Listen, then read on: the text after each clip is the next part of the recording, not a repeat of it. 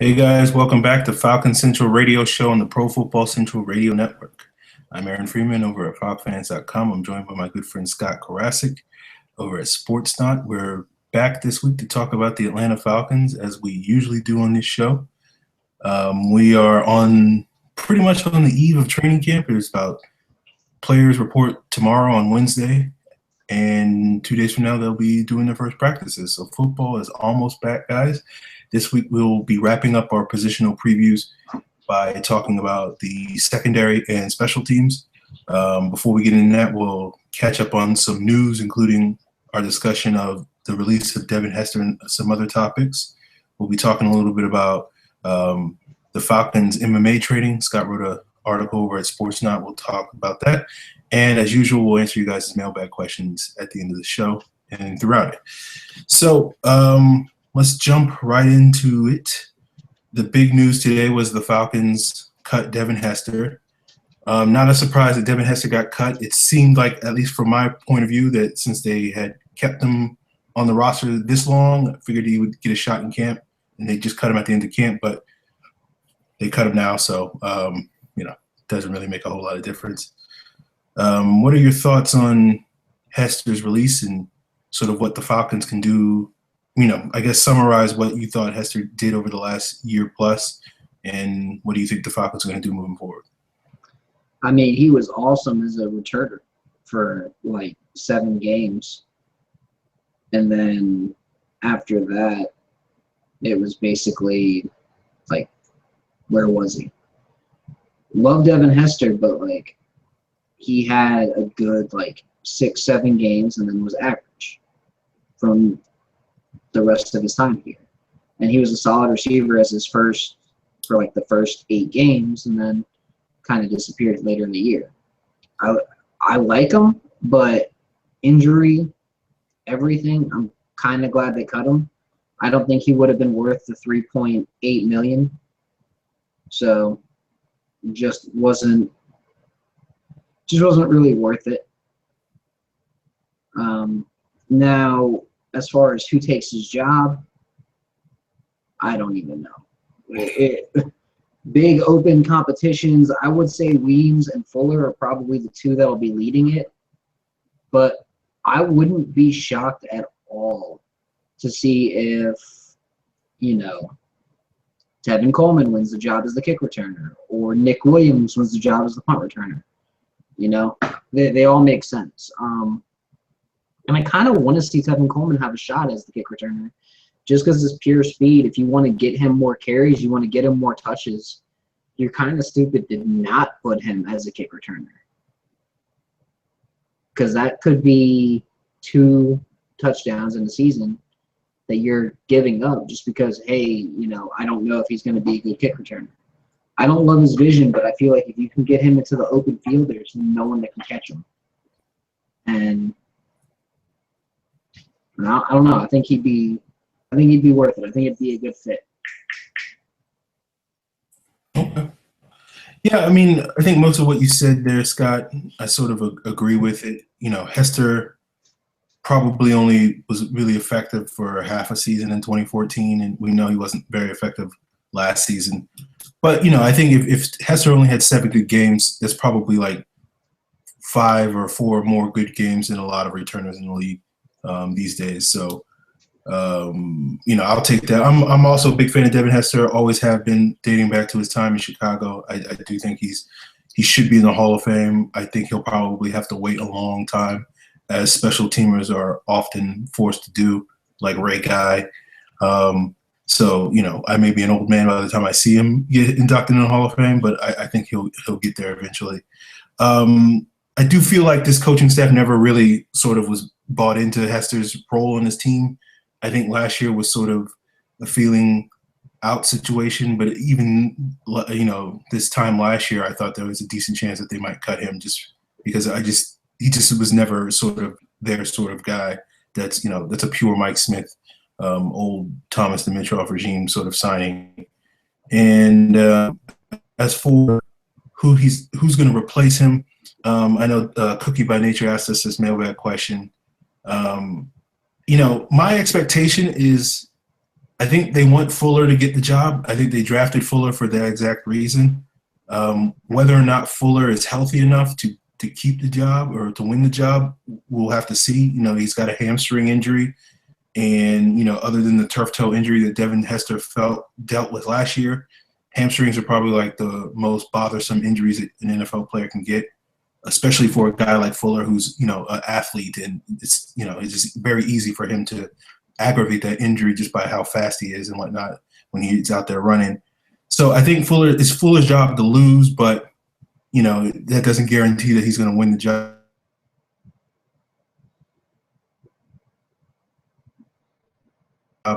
Because basically kickoff returners no longer have value in the NFL anymore, just because of the rule changes. And I thought I saw a stat somewhere that only like 67% of kicks are touchbacks now. So it's one of those things where it's just like it's a pointless position.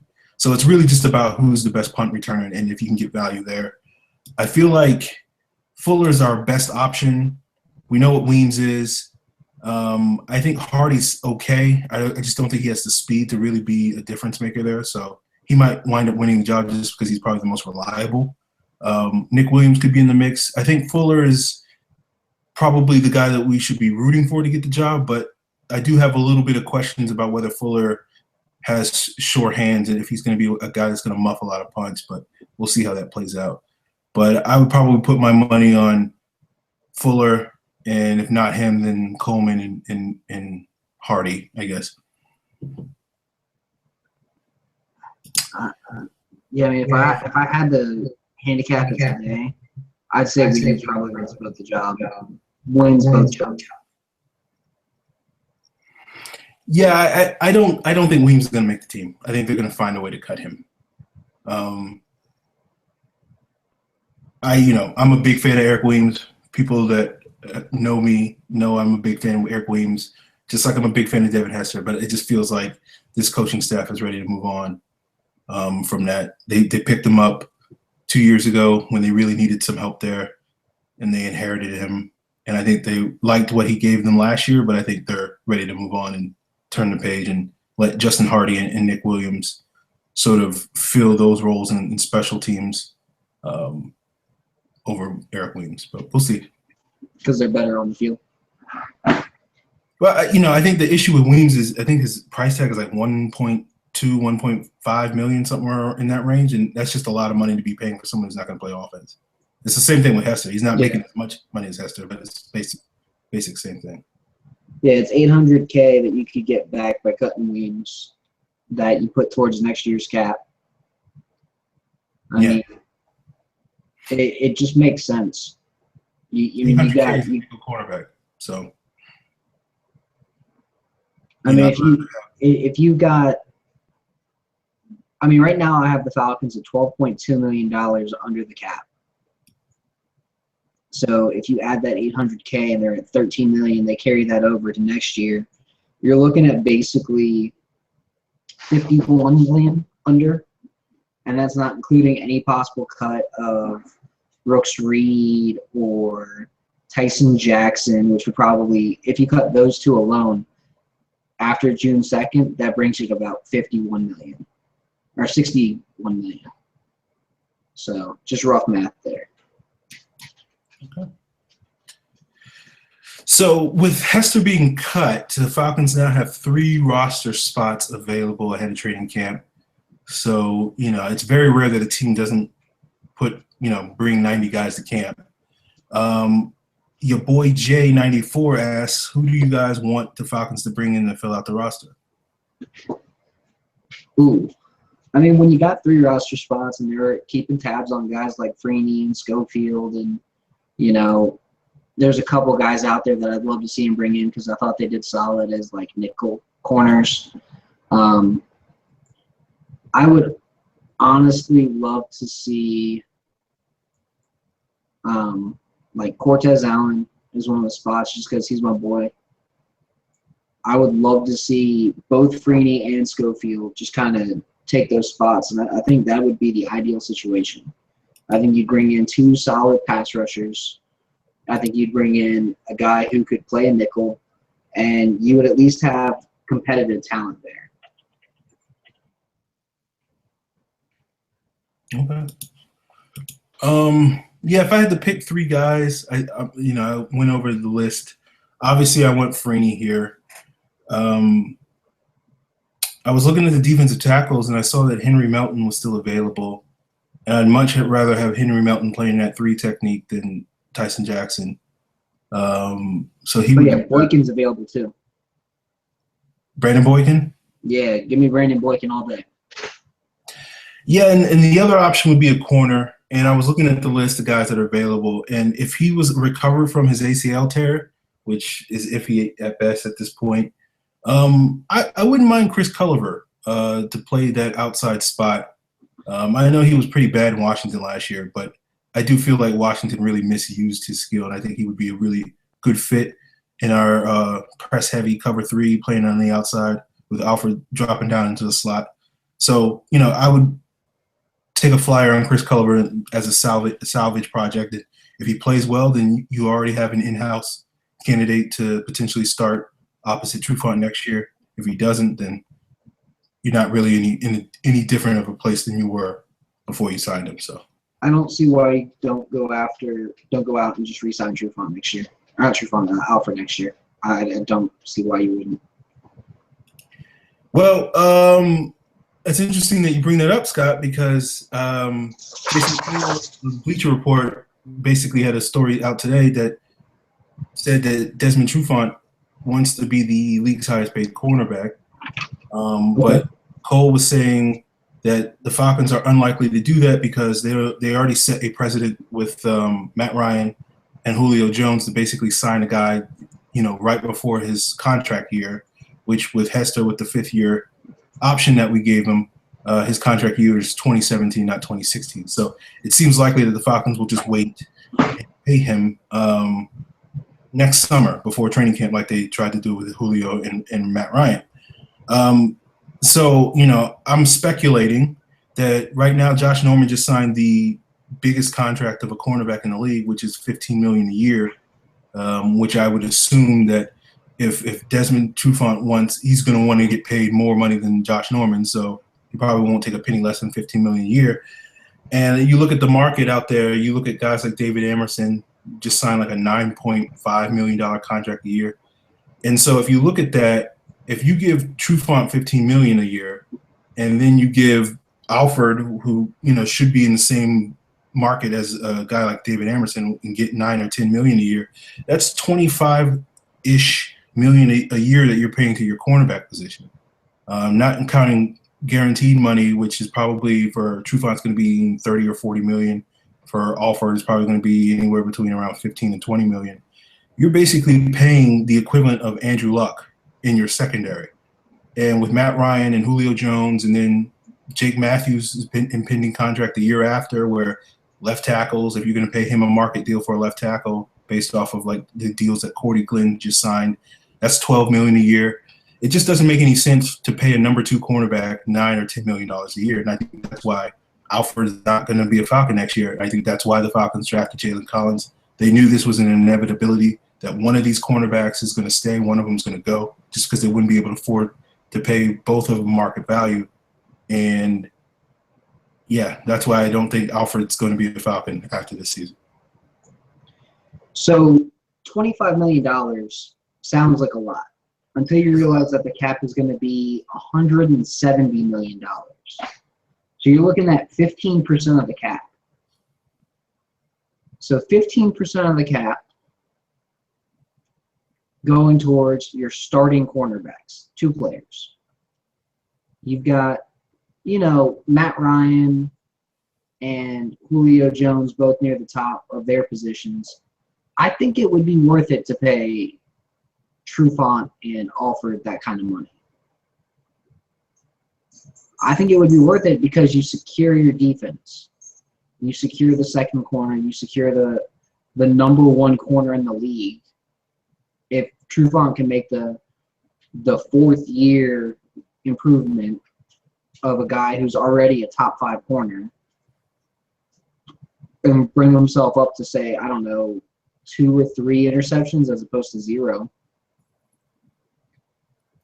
I guess for me, I just have a hard time saying, let's get rid of a good draft pick that did a good job and is only going to be 28 years old and, has just started really hitting his prime. It doesn't make sense to get rid of Alford yet. Well, I think it's not a question of like I like Robert Alford. Robert Alford is probably one of my 5 favorite Falcon players on this roster right now. So I don't want to see him go, but it's just here's the other thing: you're gonna have $50 million in cap space, and you always say the Falcons have all this cap space because they don't have any talent. Well, what does getting rid of talent that you already have do? Why not pay the talent that you already have? You can go out and get other players with that $40 million that you would have left over from paying Trufant and Alfred this offseason. You can go out and fill holes with $40 million like that. So that's not the issue. The issue is Aaron's being cheap. No, that's not the issue. That's the issue. Aaron's being cheap. The rookie contracts have made it to where you can fill out depth if you draft even halfway decently. If these picks halfway pan out, you can have decent depth. It's not like the Falcons don't have, 4 of their starting 5 offensive linemen under contract for next year. I'm assuming Mike Persons is starting offensive lineman, by the way. It's not like they don't have Coleman and Freeman for cheap contracts. It's not like they don't already have Sanu and Jones signed for quite a few years. It's not like they don't already have Hooper signed. Like, they've got basically 10 starters on offense already signed. They've got basically, Claiborne, Shelby, Hageman, Jarrett, all under contract. Beasley, Reed, under contract. Jones, Campbell, under contract. So guys who we're expecting to be core members of this team are already under contract for next year. At this point, it doesn't really make sense to say, oh, hey, you're one of 4 starters that aren't under contract. Oh, let's just not re-sign you.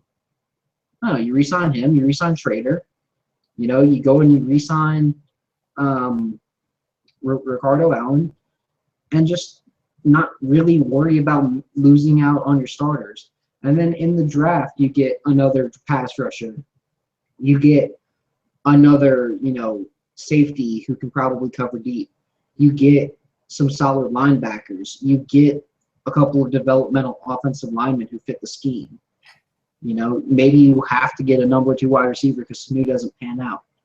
Maybe you go out and you get a tight end and start running those 2 tight end sets. But forcing a need at cornerback doesn't make sense. Well, Scott, it sounds like you think the Seahawks made a mistake by letting Byron Maxwell go. You think I do. Okay. I do. I think that it was one of those things that they were mutually beneficial.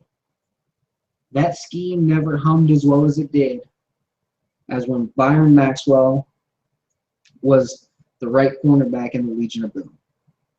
It was not nearly as good with Brandon Browner on the other side getting beat by speed receivers. Maxwell was a rounded corner who could go against pretty much anyone as a number 2 and hold his own. That sounds a lot like Robert Alford, only I think Alford has more playmaking skills than Maxwell did. Well, and can catch better. My issue, Scott, is I feel like you're being very unrealistic. It's just like teams just don't put a premium.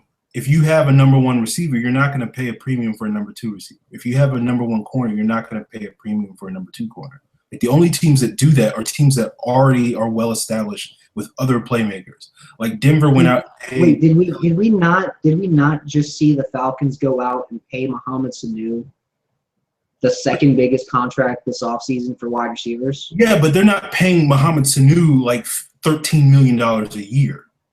Yeah, because they're barely paying Julio Jones $13 million a year because that's what the market looked like when Julio signed his contract. So after this year, they're going to pay Trufant what Trufant's worth.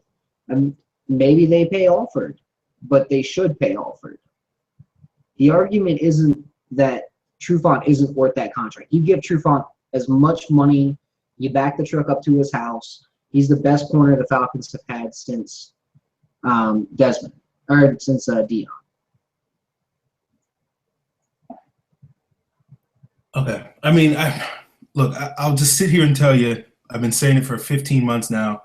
They're not going to re-sign Robert Alford. I want Robert Alford to be a Falcon forever, but I live in this reality where a team is not going to pay a premium for a number 2 cornerback when they don't have a pass rush, when they don't have good linebacker play, when they need to upgrade their safety play, when they need to get a good offensive lineman, when they need, it's just this team has way too many holes. If we had an intact defense, Robert Alford was the one piece that was missing that prevented us from having – we would go from a top 5 defense and we lose Robert Alford and now we drop the top 10, then it makes sense to pay him. But when you're a middle-of-the-road defense and then your defensive scheme is predicated on your ability to get pressure with 4 guys, not having great corners in the back end. We're not a blitzing team. So the premium on corners that, say, a team like the Jets play or a team like the Broncos play because they play a 3-4 defense that's an attacking 3-4 defense, the premium on corners isn't worth it when you play a sort of vanilla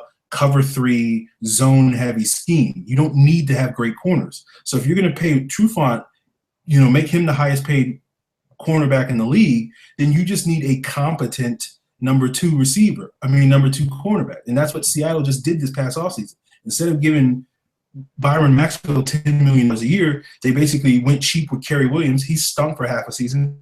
Then they plugged in Jeremy Lane and Deshaun Sheed, and Sheed's making like rookie minimum, and Lane just got a new contract for $6 million a year. And so that's all you need to do if you have Richard Sherman on the other side. And so for the Falcons, it's let's see what Jalen Collins is going to be. And this might be a different conversation at the end of the season if Jalen Collins stinks it up or if he plays well. But it is one of those. The difference is the Falcons don't have Earl Thomas back there. The Falcons don't have Cam Chancellor back there. Maybe Keanu Neal can be what Cam Chancellor is. Maybe, Ricardo Allen can be an above average safety.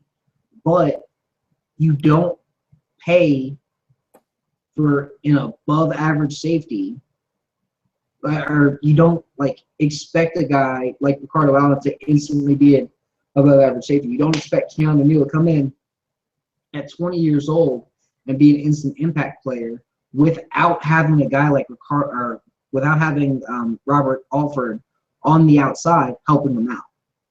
The reason why the Falcons would get burned in the middle all of last year wasn't because Desmond Trufant was ridiculous. It was because Desmond Trufant and Robert Alford were locking down their sides, and the only place anybody could get open was in the middle. All right, we got to call it. Give me 1 second.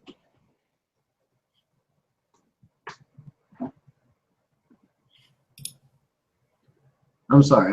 I don't think it makes sense to get rid of talent at the cornerback position. I don't think it's about getting rid of him. I think it's him pricing him. I think the Falcons, if Robert Alford was willing to play for $6 or $7 million a year, I don't think the Falcons would have any qualms about paying him. But once you get into that $9 or $10 million range, and now all of a sudden he's like the 4th highest paid player in your team, it doesn't make a whole lot of sense given the premiums of this scheme. The premium is at the free safety. The premium is at the strong safety, middle linebacker, and the front 4. It isn't for the number 2 cornerback. As Seattle has shown, if you have Richard Sherman on one side, you just need Byron Maxwell's not that good. That's one of the reasons why he's not been very good since he left Seattle, because he isn't for kind of a cornerback. As Seattle has shown, if you have Richard Sherman on one side, you just say, Charles, Byron Maxwell's not that Charles, good. You want to hey, what's up?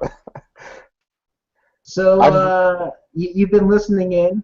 I'm sure you understand where I'm coming from, and I'm sure you understand where Aaron's coming from. I figure we'll get your thoughts on this one.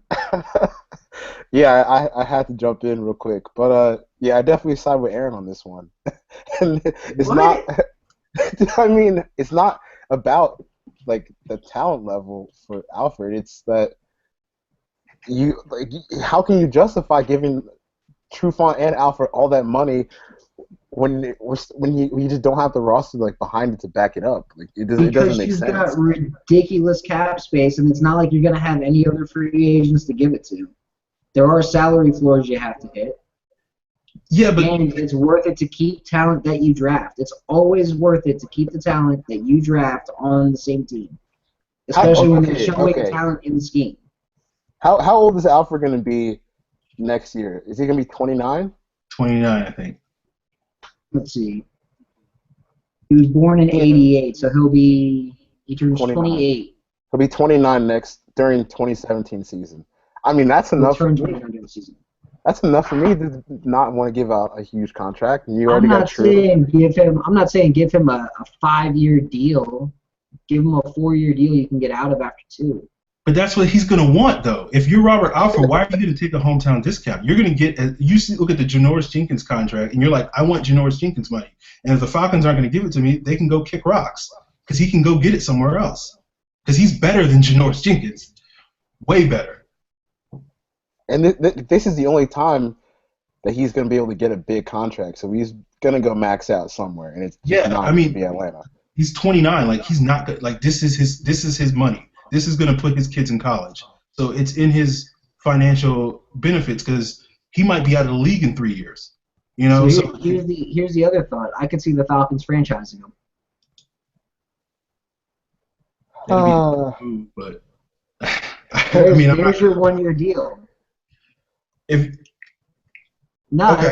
actually makes sense. I mean, it makes sense for the Falcons. It screws over Robert Alford, but. Well, yeah, I mean, of course it screws over Alfred, but it makes sense. I could see the Falcons being like, hey, here's your offer, or we franchise you. That's your choice.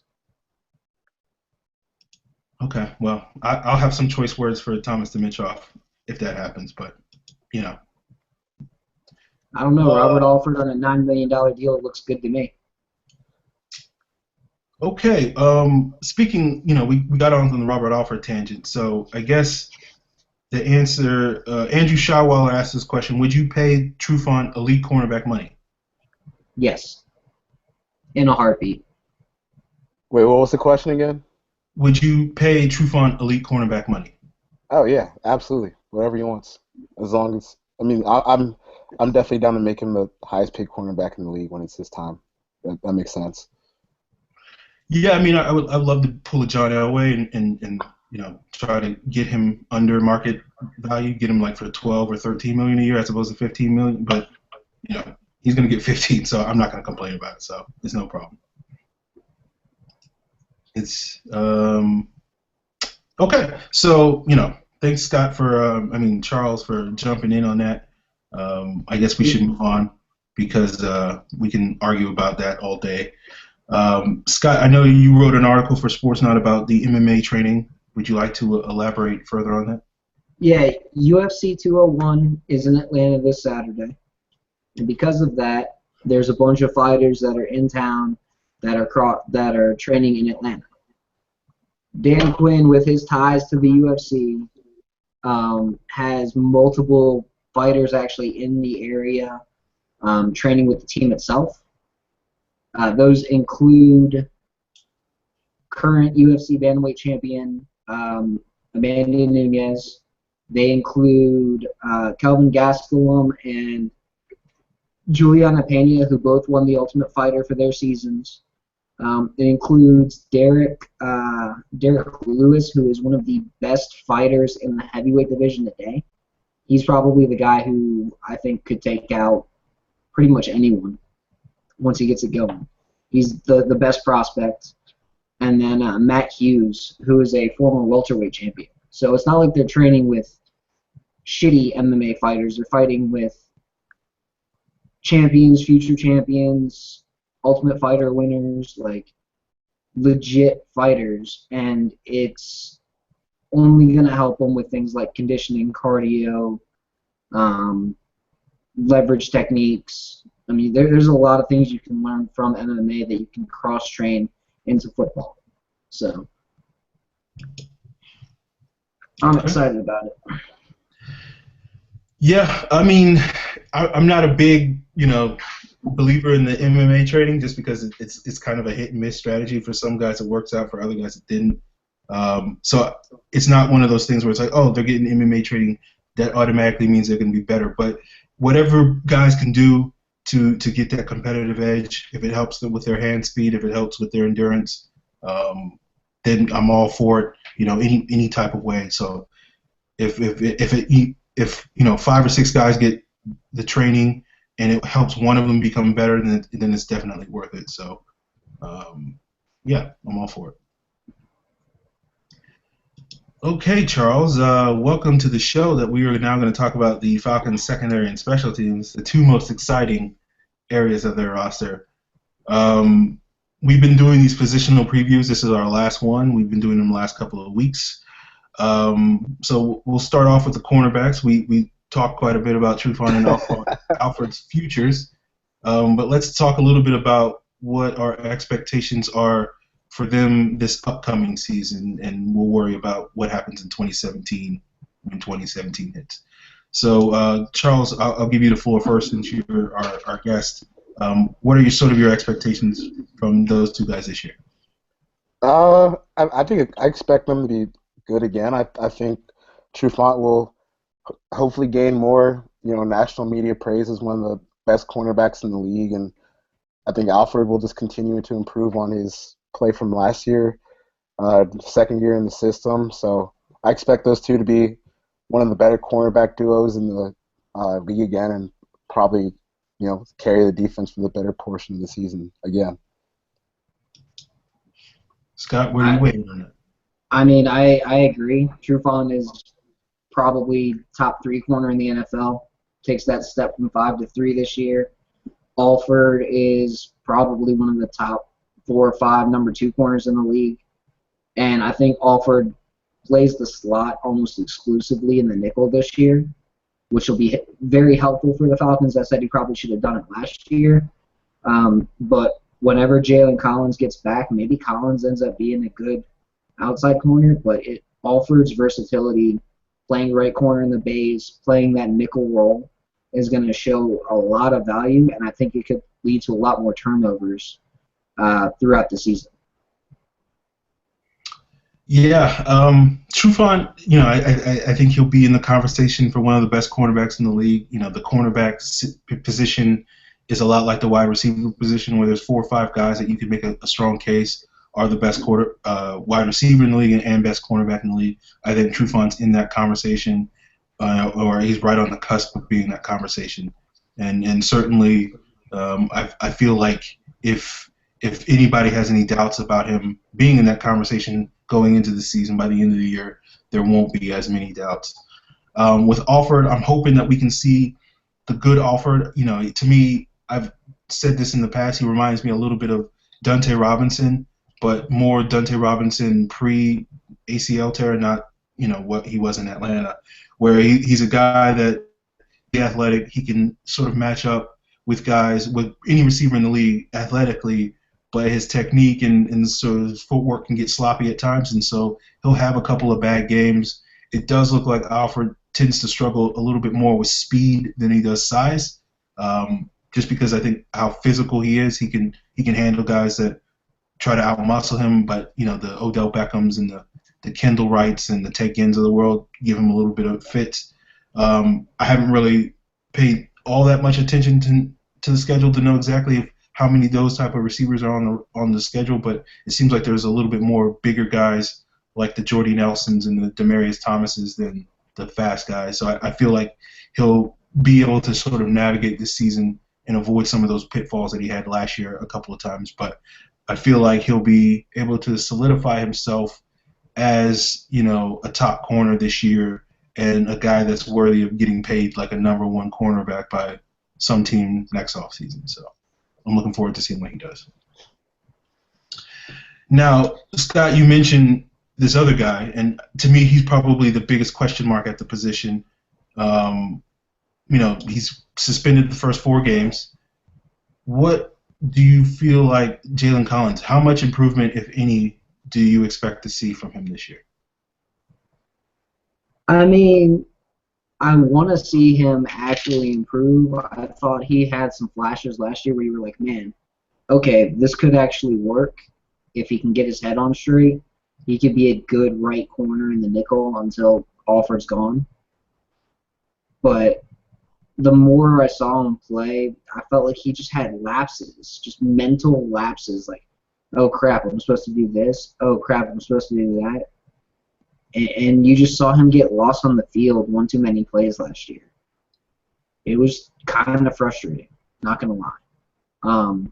Almost wanted to pull my hair out watching him.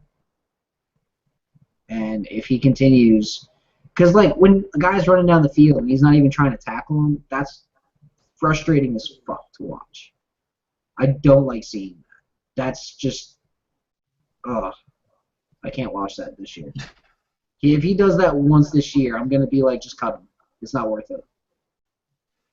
Okay. Strong take there. Charles, what do you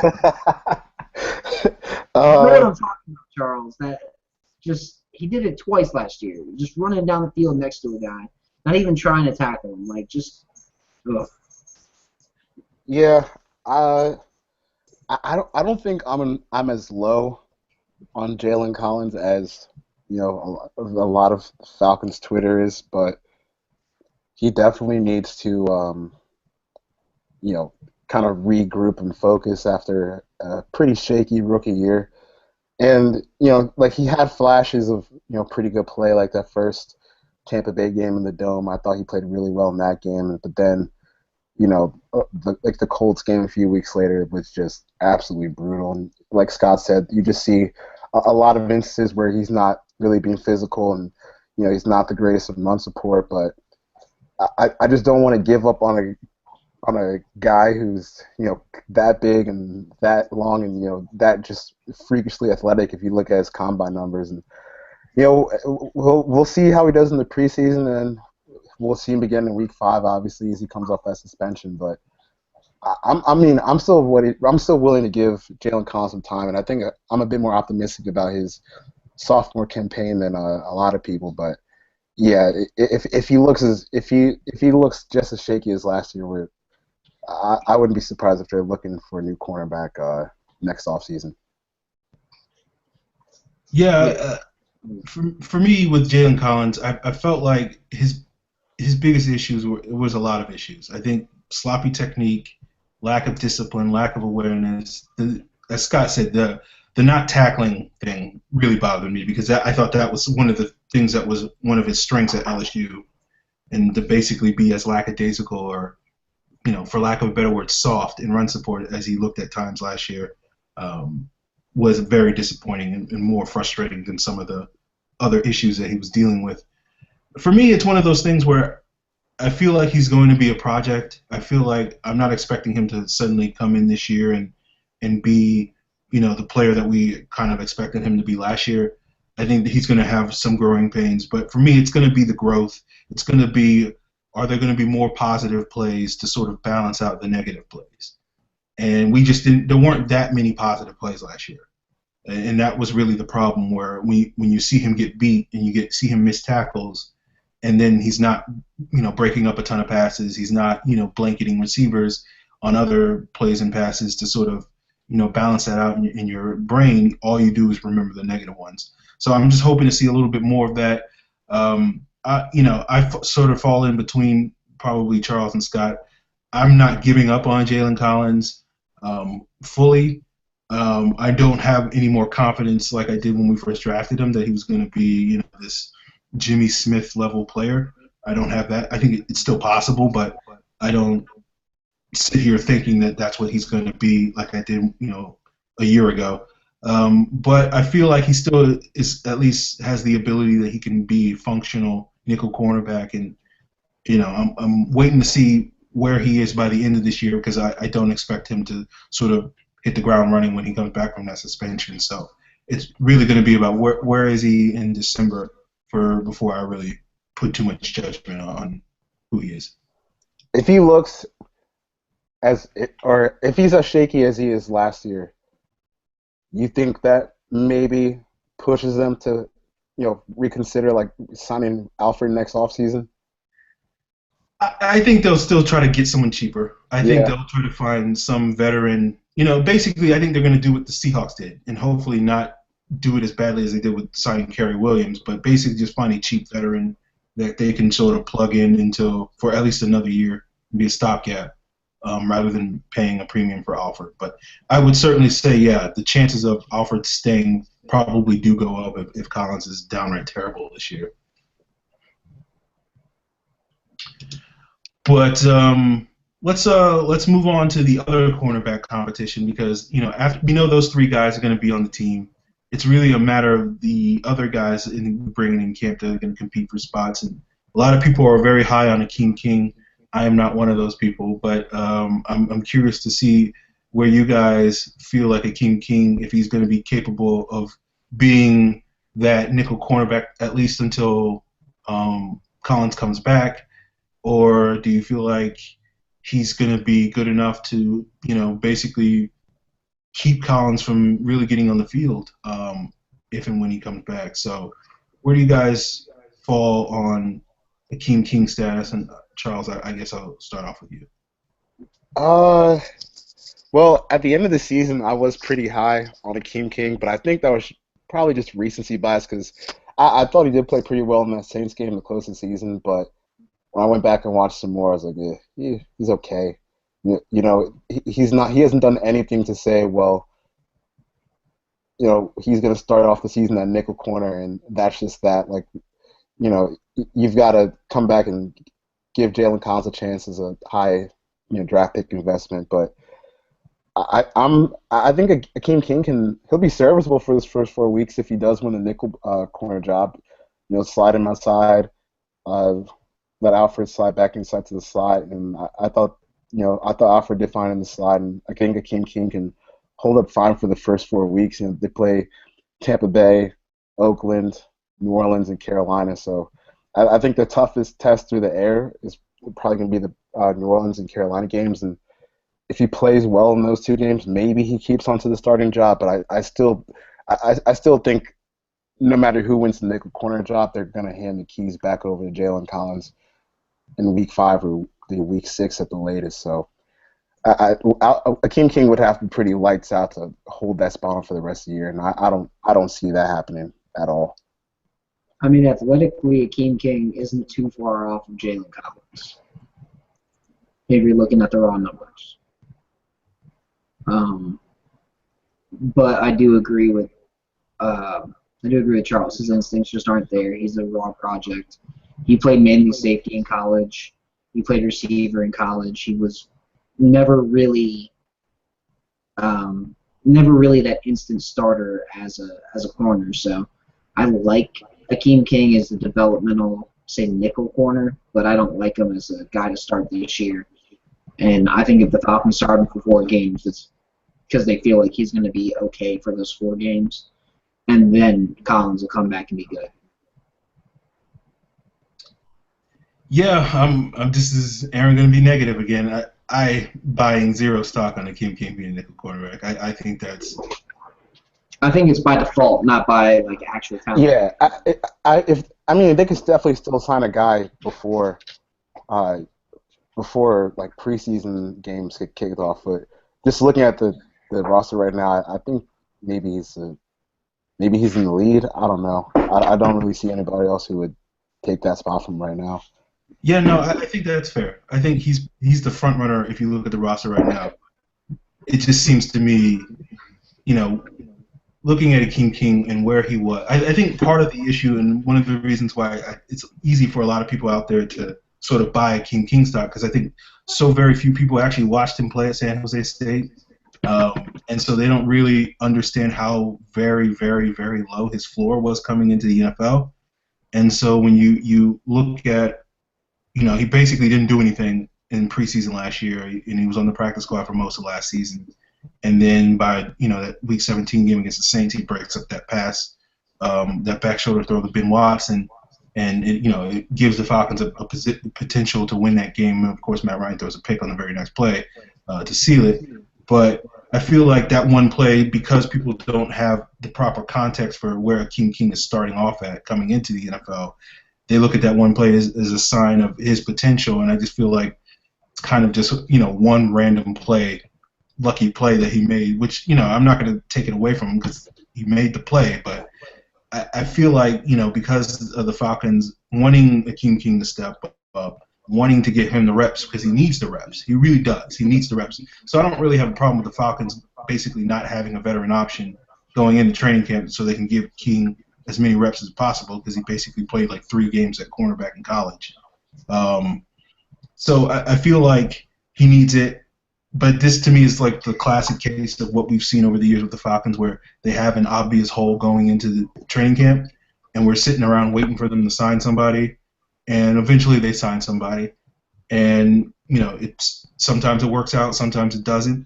But, like, this, to me, is a situation where the Falcons will say, that they have faith and confidence in King, and then when push comes to shove, when they have to get prepared for the Buccaneers, week 1, they'll find somebody off the street, whether it's Phillip Adams, whether it's somebody else, and Akeem King will be fourth corner and playing special teams week 1 as opposed to lining up in a nickel.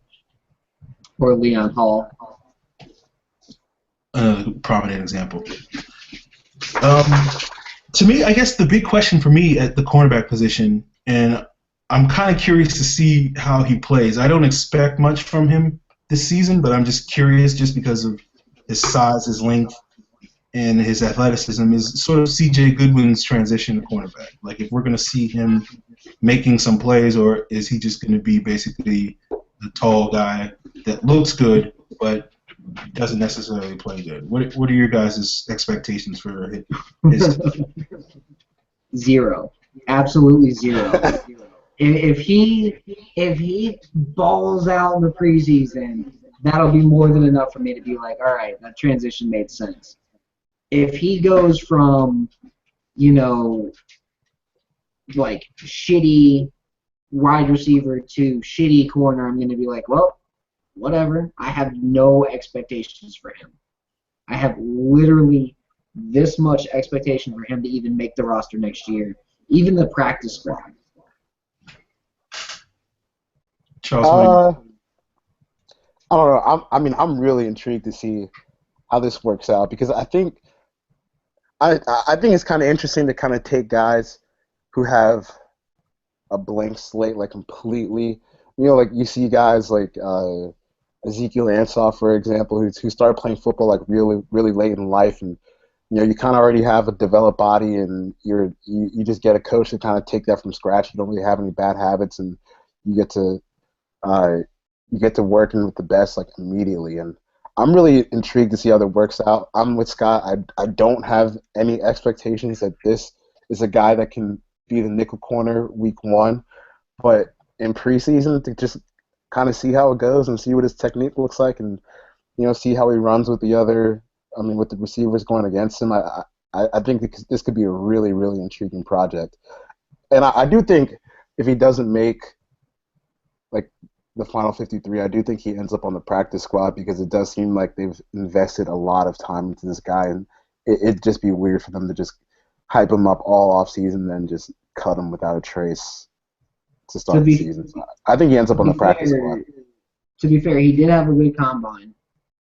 Not the combine, but like it was like the super regional. He did run a 4.41, so he is athletic. He's got a 1.52-10 split. He had a 6.973 cone. He had a 40-inch vertical. And super combine's actually graded the same way that like the combine is. So those are official measurements. So he's a solid athlete. I just don't know if he is got the instincts or the technique to really play corner. Yeah. Let me be clear. I don't expect him at all to be. I have even lower expectations on him being the nickel cornerback than I do on Akeem King. I'm just more curious to see if he shows like a twinkle of ability, whether he can make the team or not. And if we just sort of stash him, redshirt him for a year as like the 5th or 6th cornerback on the team, basically like we get a free roster spot for Collins while he's suspended, and then once Collins comes back, maybe we just stash him as the 5th or 6th corner to replace him, and sort of see how that works out. And maybe there's some developmental potential. I'm gonna throw a name out there, and I know people are gonna roll their eyes, but it is intriguing to me that you look at a guy like Richard Sherman, who was a 6'3" wide receiver at Stanford, and then they moved him to cornerback. And he, I think he was a high jumper in high school or something, or hurdles, something. He's a track guy down in Compton. So I'm not saying he's gonna be Richard Sherman, but it is a transition that at least gives given a couple of years, he could be a decent backup maybe. I mean, if he could even be Brandon Browner, I'll be happy. And I'm talking like shitty Brandon Browner. Because I feel like that would be like the best fifth cornerback the Falcons could have. You know, a solid special teams guy, and then a guy who you throw in there and you're like, well, he might be able to cover a tight end. And I feel like that's all you really need. I mean, if he makes the roster, I think it's because he's going to just destroy it on special teams. A guy that big, that fast, if he can hit, let me see him on special teams. 6'3", 210 pounds, throwing on special teams. That's basically a safety running down the field at 4.41. Good point, Scott. Let's move on to the safeties. I guess, to me, is there any position battles that you guys are looking forward to, or is this really just about how much improvement Ricardo Allen makes this year and how quickly Keanu Neal can get up to speed? I don't think there's really a position battle. I'm kind of interested to see how Robinson Therese does in preseason, because I thought he had some solid flashes as an undrafted rookie last year.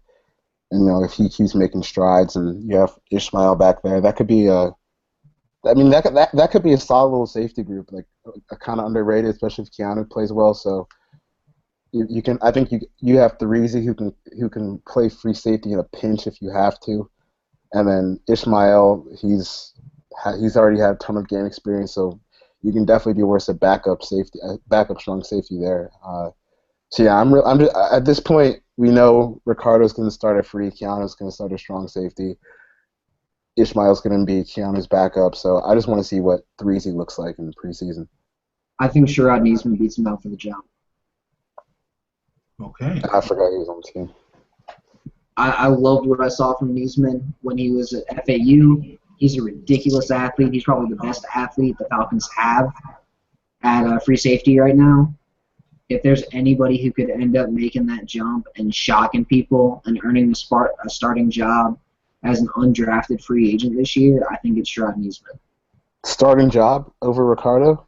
Over Ricardo, if there's a guy who could do it. Now, I don't think he'll do it this year. I'm just saying if there's a guy on the roster, out of anybody, and I'm not including kickers because they're kickers, but out of anybody, I think it's Sherrod Neesman. I don't think it's very likely. I'm putting like a 3% chance on it. But if there's anybody, it's Neesman. Now, after this year, I could see Neesman being a guy that they're like, man, this guy's really friggin' good. I don't know how we missed on him. And I can see a lot of teams saying the same thing. He's a really good player. I'm shocked he went undrafted. Yeah, I don't have a.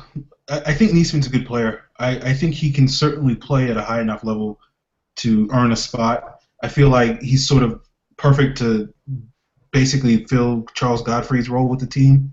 That, you know, whenever the 18 times that Charles Godfrey was on the roster, because you can cut every week. I feel like he can do that exact same thing. So I kind of like him as the fifth safety, I guess. But I don't necessarily see him really rising above those other guys. I'm like Charles. I am very curious to see Therese, see what improvement he can make this year. I thought he did some good things last year. We know he's a very good athlete. I feel like the one thing that was really missing from him to really make it a real conversation between him and Ricardo Allen was he just didn't have that instincts, and he was always seemed to be like half a step late reacting to some of the throws in the air when he was playing center field. And so it always looked like to me he was more of a better fit as a strong safety in our scheme, playing those middle zones and playing more as a rover than a true deep center fielder. But I do wonder if maybe he can improve in those areas, maybe we can see him as sort of this dual free safety, strong safety guy. And I'm also excited to see him because I feel like he's going to have to fill it, my boy Nate Stupar's mantle as our best special teams guy. So I'm looking for somebody to fill those shoes. And I think Therese's probably got the best chance of doing it, if not one of Devondre Campbell or somebody like that. So And I think if you're looking at the 5 safeties that actually make the team, though, it's definitely Allen and Neal and Ishmael. And, you can make an argument that Terese's the guy and Niesman would be the 5th. But I think we're kind of underselling Brian Poole.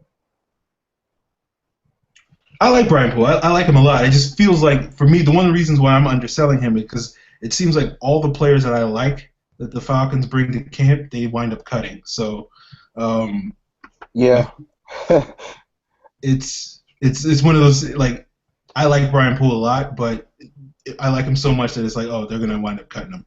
So, and I feel like secondary feels kind of crowded. Secondary and D-line, those feel like the 2 most crowded positions right now. So, like, I mean, from what I've seen of Brian Poole, from watching Hargreaves and Keanu, he looked like he definitely had a spot in the NFL, but I just don't know if the Falcons are the team where he kind of sticks on.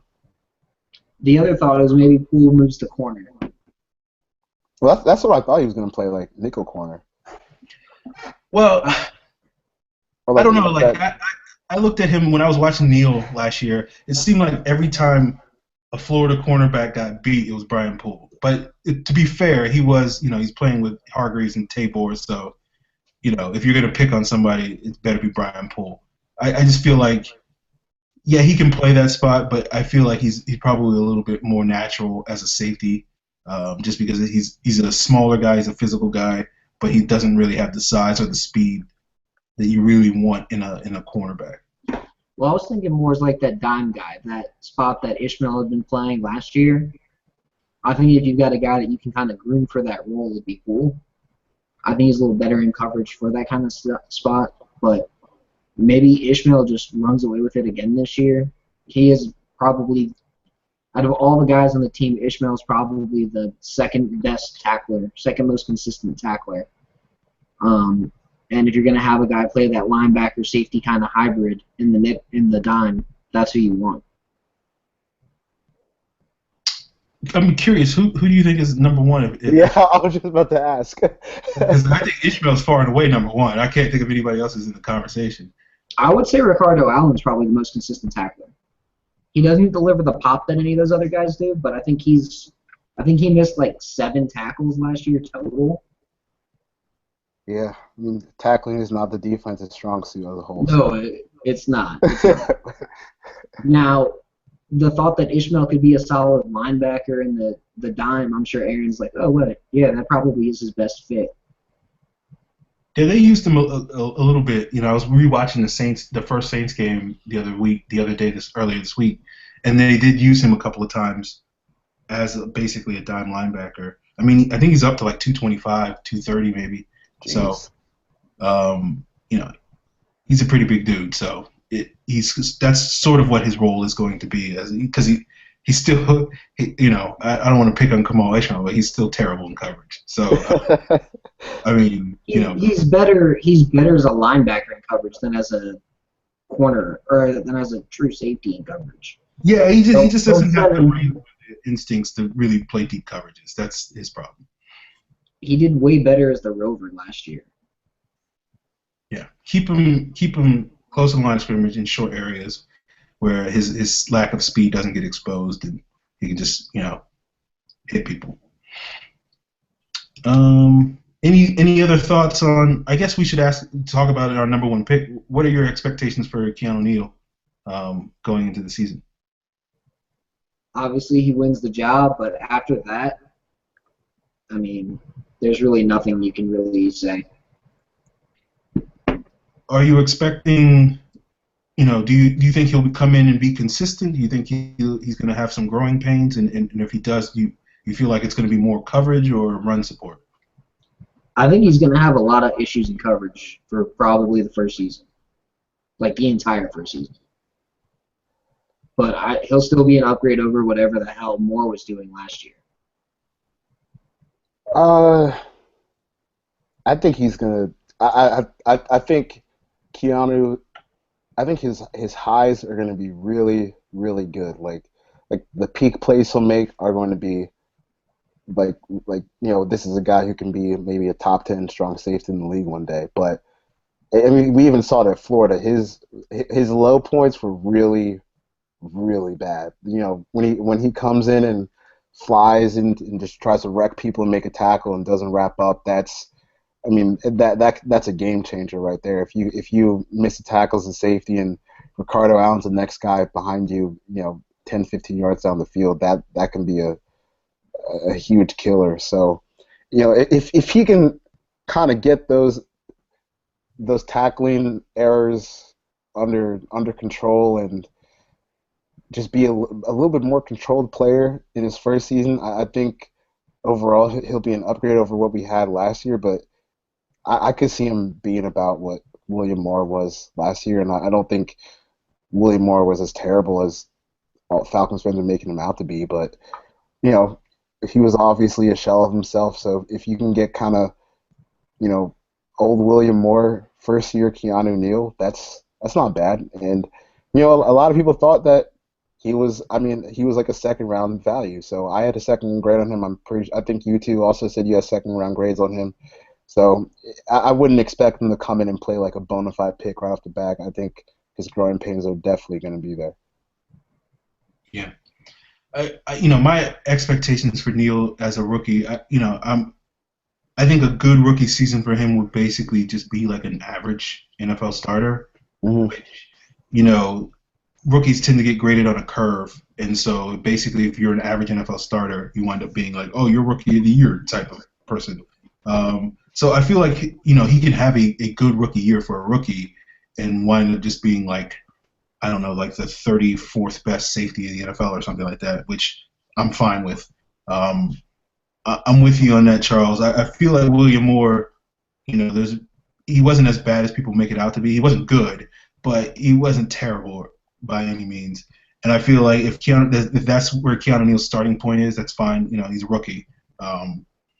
But I feel like eventually he will grow into the player that William Moore was before, back when William Moore was really a true difference for this defense, and that's what I'm hoping for with Keanu Neal. I think he has the potential to be better than that, and I'm looking forward to see where he comes in. And he could be one of those guys that's really good right off the bat, just because this scheme is really suited to his skill set.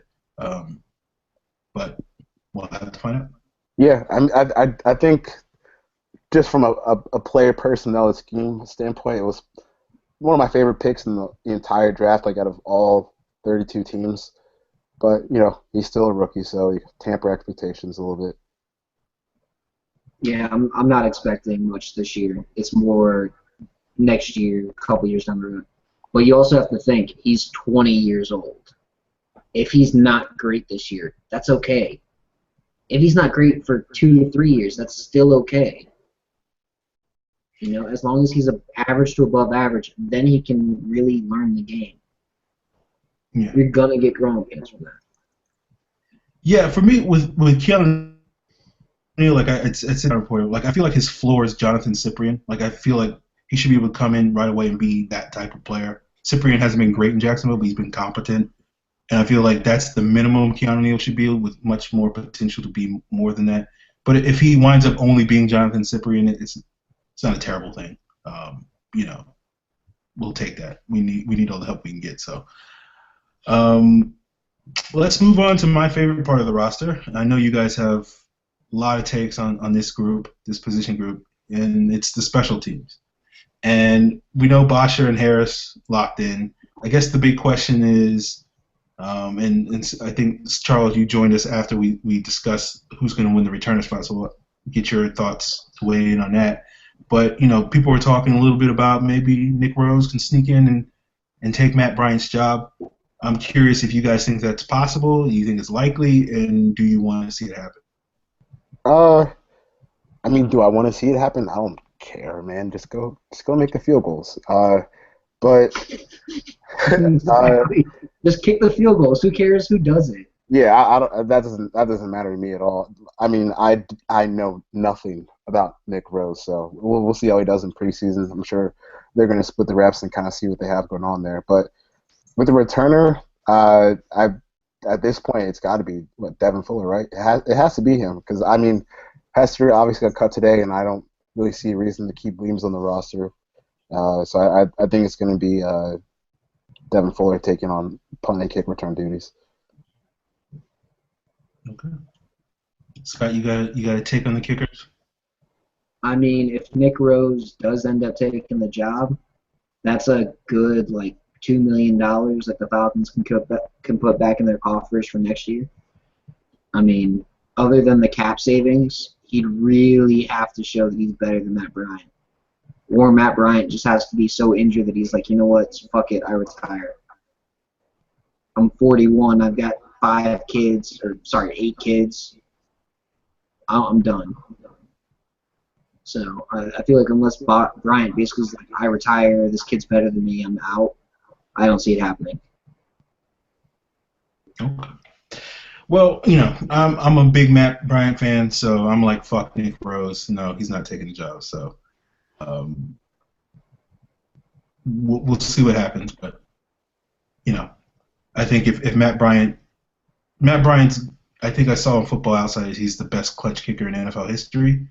So, yeah, Nick Rose is going to have to be really good to take his job, because even if Matt Bryant is 75% of the player he was, it's still better than most, especially rookie kicker. If Nick Rose was, bounced around the league for a couple of years, and I'd probably put a little bit more faith in that, but we'll see what happens.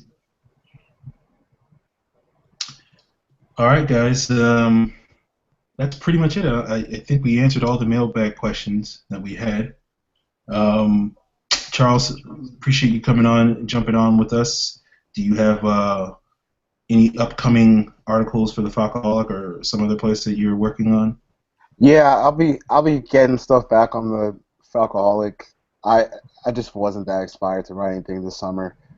I just think all-season contest is kind of bullshit. Like, I was doing like the ranking stuff for the NFC South, and then I just got really, really bored with it. So, and I've been coaching too, so I just kind of turned my attention away from that. But yeah, as the games start coming back up, I'll be doing my film reviews, and as college football season starts, I'll be doing my college football previews for the Falcoholic too. So we're getting back in the form, getting back in mid-season form real quick.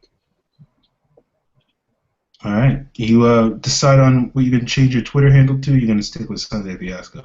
I'm going to stick with that. I was really drunk when I made that tweet, so I honestly just looked up the other day. I had looked at it. I was like, oh, I don't even remember tweeting that, so I just kept it as what it was. Okay. All right. Well, yeah, you guys can check out Charles on the Falcoholic and on Twitter at Sunday Fiasco. Scott, you got anything else coming up on Sportsnot? You gonna keep tabs on the MMA stuff, or you got other stuff on deck? I mean, I'm gonna try and keep tabs on the MMA stuff. I'm gonna try and get something out soon. I don't really have anything on tab right now. I want to see what actually goes down, but it's gonna take a minute. Like, what actually goes down before training camp? Who fills those last 3 spots? I'd love to see, like, the Falcons sign a couple guys later on in training camp, because some guys just don't like to do it, and hopefully one of those guys is Dwight Freeney.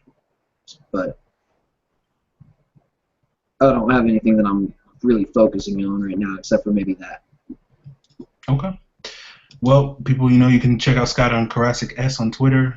Check out his stuff at Sportsnot. See what he's written in the past, if he's not got stuff in the future. You can guys follow me on Twitter at FalcFans. You can see my stuff at FalcFans.com. I don't know if I will have the usual like daily training camp content and coverage like previous summers, but I will try to have at least 2 or 3 articles per week. I will be dropping my prediction for the final 53 probably tomorrow. I was hoping the Falcons would sort of fill those roster spots today, so I wouldn't look totally crazy when that drops, but it'll happen tomorrow, and I have to revise it or something. But yeah, if you guys want to get mailbag questions, and I'm sure you'll have plenty next week because we'll actually have real football to talk about, you can use the hashtag Falcons Mailbag. You can tweet myself or Scott. You can tweet the show's Twitter handle is FalconsPFC. Be sure to subscribe to us on iTunes. You can check out our archives at profootballcentral.com. Rate and review us if you do check us out on iTunes, because that helps other people find us. Give us 5 stars if you like us. Give us 4 stars if you don't. I think that's about it. So we will be back next week to talk about the first few days of practice for training camp, and looking forward to Aaron saying how wrong he was about Akeem King or something like that. So we'll see what happens. Yep.